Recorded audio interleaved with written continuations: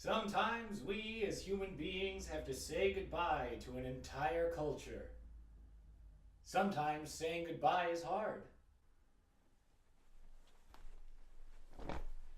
Sometimes that culture is balls.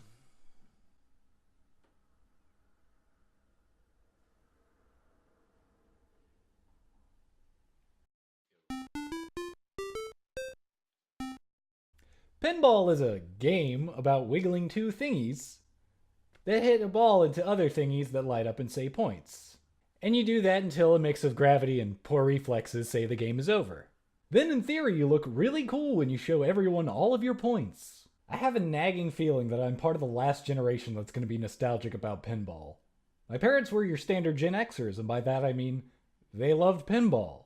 They loved it so much that when I was a kid and we got our first console, the Sega Genesis, they bought every pinball game they could get their hands on.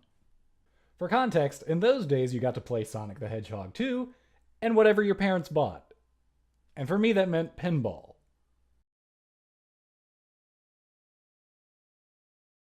I couldn't talk about pinball games from my childhood without talking about Sonic Spinball. Sonic the Hedgehog was one of my heroes as a child because I had incredibly low standards. And like all of my heroes, he failed me. Sonic as a pinball game just seems like something that should work. Sonic rolls up in a ball in the other games, and those are fun, except for the first one.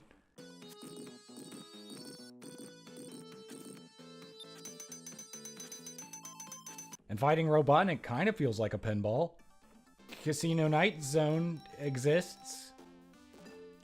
But what makes the parts in Sonic where you are a pinball work, in my opinion, is that those bits are broken up by, well, everything else. Running through loops, getting rings, jumping on enemies, those bouncy things, all of which is satisfying. And then you get to the pinball parts and you're thinking, oh yeah, I guess this is kind of fun too. Unfortunately, there's just nothing about controlling this guy in this game that's satisfying to me. On the ground, Sonic feels almost like Sonic, if a little slow, which makes sense because of the level design. His jump feels more like bootleg Sonic, and if you've never played this, here's the best way I can put it. Here I am in Sonic 2, jumping on stuff and generally being able to change his trajectory mid-air, with, little nudges of the controller. In Spinball, as soon as Sonic leaves the ground, you can jam on a direction all you want, but it still ends up feeling less like controlling a character in a video game, and more like attempting to bend spoons with a fish. Apparently, this game can be beaten in about half an hour, but in 20 plus years, I've never gotten farther than the second level.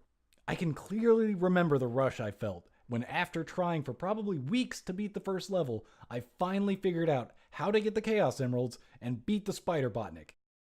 And even got through the first bonus stage. I had done it. I was the king of games. And then level 2 starts, and there's these rats, and this Garfield shotgun, and this oh, and I'm dead. Great. For me, this game falls heavily into the category of Sonic games that people remember being really good, but actually are terrible. Now this is the good shit. Dragon's Fury is the kind of game that kids with the Z wanted to play.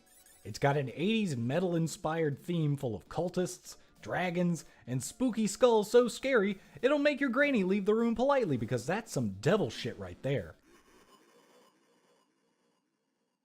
The controls are set up like Sonic Spinball, right stick is the right flipper, button for left, but it manages to actually feel like a mix of fun and challenging. The gameplay loop of opening a special stage by hitting certain markers, figuring out how to beat and or beating the boss of that stage, and then trying to open the next one is exactly what I want from a pinball game.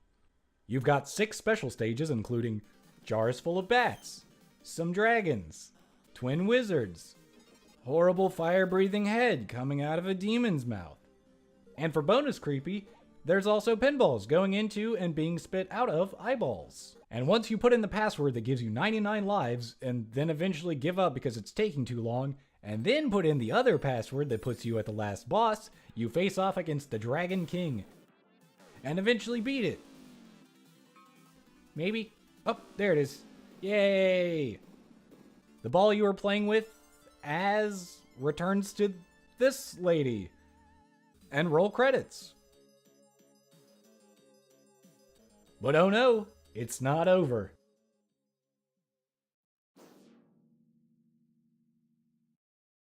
Oh shit, I do vaguely remember there being a sequel to this game. Dragon's Revenge takes all the good ideas of Dragon's Fury and shits all over them, and moans at you. Suggestively. This feels like a bad port of the first game with terrible sound effects,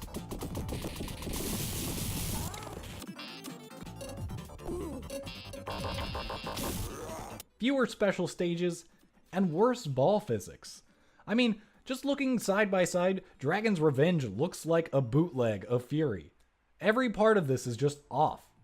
Also, just gonna throw this out there, but all the moaning and the giant busty sword women make me think this might have been a porn pinball game in Japan? Is pornball a thing? Oh no, is pinball evil? All the sin and excess. The pentagrams and... Hey, that lady wasn't a dragon before. The coveting of precious gems. Not being able to find that Motley Crue pinball game because I didn't care that much. I get it now. This is hell. Pinball is hell.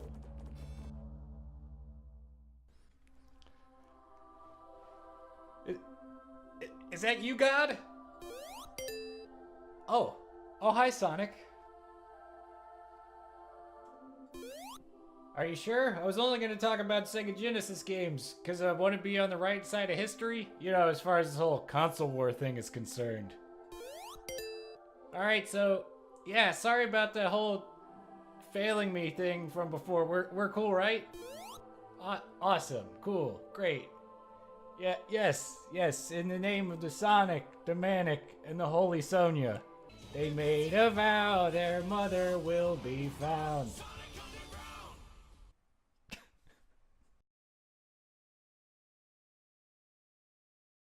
Pokemon! Pokemon, you know it, you love it. I love it, you love it. But does it make a good pinball game? Yes. But just not the first one. This is Pokemon Pinball. It has some interesting ideas. You hit enough things to make a Pokemon come out, and then you get to catch it maybe. In concept, great.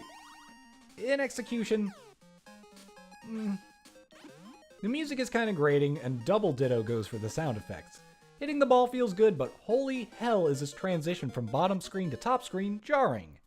I can't get over it.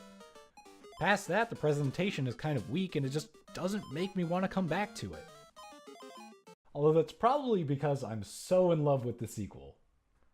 Pokemon Pinball Ruby Sapphire is without a doubt the most fun I've ever had playing a pinball game. Just like in the original, you get two different tables, only this time they feel huge, because it's all one screen, baby. All your objectives are clearly marked, so even though I can't aim for shit, I still at least know what I'm aiming at. Not to mention, all the sprites are adorable. Look at this guy. Look at this guy. Holy shit, look at this guy. Oh, the little Totodile brings down the egg and the little rope, oh my god. Even knowing I'm only going to use like a minute of this footage, I played this for a solid hour because I was having so much fun catching Pokemon and trying to outdo my high score. Dude. You like music? Listen to that music. Look at that bird. How about this music? How about just listen to that ball roll? That is the stuff of dreams. That is my ASMR. There are bonus games and score multipliers and all kinds of stuff flying around the screen to keep you invested in the moment to moment. And you can hatch eggs or evolve your backlog of Stage 1 Pokemon to fill out your Pokedex once it's got its hooks in you. And it'll get its hooks in you. Trust me. Pinball Ruby Sapphire also takes a page right out of Dragon's Fury with its special stages and boss fights. Of course, the demonic horrors are now huggable cuties. And battles against legendary Pokemon like Groudon feel more engaging than anything Dragon's Fury ever did. He took me 2 tries, and I still only just barely beat it, but more importantly, I wanted to get good enough to do it. I was actually having fun. I guess pinball isn't evil after all, but Pokemon Ruby Sapphire came out almost 15 years ago, and what was the last great pinball game you can remember? No? No, nobody. That game that pinball game that was on all the Macs as a kid. Well, that came out in 1995. So first of all, you're old, Buster. Second of all, the point still stands. And so I think with that, we can finally lay pinball to rest alongside all the other great childhood pastimes.